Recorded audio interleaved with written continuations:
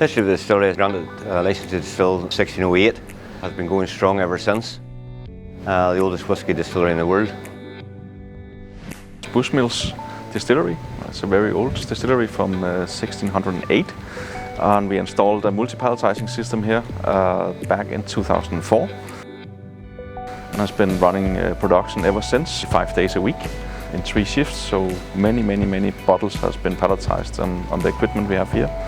We are currently running 2 lines into the DAN Palletiser. Recently had a service upgrade done. It's good support from the DAN personnel on site. And we're currently looking at upgrading again. Using the innovation and new technology, there are some upgrades we want to make with the company.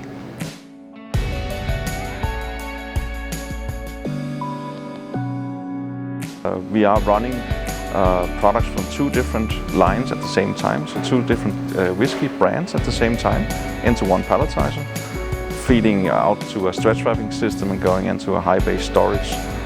Everything is fully automated. Traditional distillery, as I say, there used to be quite a lot of manual labour involved, and we do, as they talk about, grain to glass.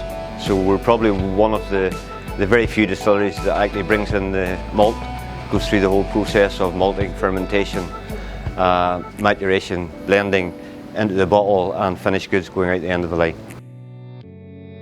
And we have basically been cooperating ever since. We are regularly doing maintenance on the system, so Bushmills has a maintenance contract with DAN Palletiser, so we make sure that we keep the system up and running.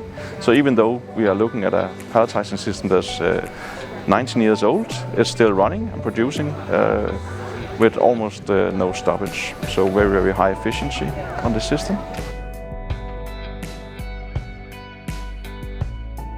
Over the years there's been a lot of innovation and new technology came on site.